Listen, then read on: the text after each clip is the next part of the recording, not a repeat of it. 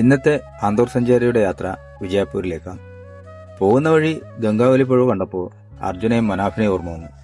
കുറെ ആളുകളും മീഡിയക്കാരും രാവും പകലും കാണാതെയവർക്ക് വേണ്ടി തിരഞ്ഞ ആ പുഴയും പരിസരവും അന്ന് വിട്ടിട്ട് പോയ ആ രീതിയിൽ കാണാൻ കഴിഞ്ഞു. പുഴയിലെ കല്ലും മണ്ണും റോഡ് സൈഡിൽ കോരിവെച്ച മൺതിട്ടകളും അതുപോലെ തന്നെയുണ്ട്.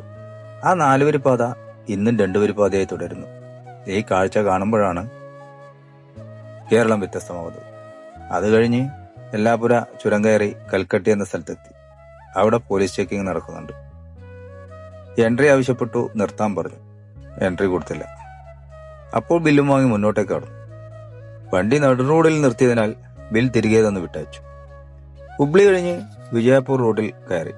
റോഡിന്റെ ഇരുവശവും ഭാഗങ്ങളും കറുത്ത മണ്ണാണ്. ഉള്ളിക്കൃഷിയും പഞ്ഞിക്കൃഷിയുമാണ് കൂടുതലായി കാണാൻ കഴിഞ്ഞത്.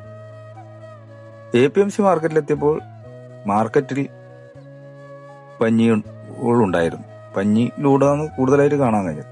നമ്മുടെ ലോഡ് ഇറക്കി കഴിഞ്ഞതിന് ശേഷം നമ്മളൊരു കടയിൽ കയറി ഓരോ വടാപാവും കഴിച്ച് നമ്മുടെ യാത്ര തുടർന്നു. വീണ്ടും പുതിയ യാത്രാവിശേഷങ്ങളുമായി ആന്തൂർ സഞ്ചാരിയുടെ യാത്ര തുടരും.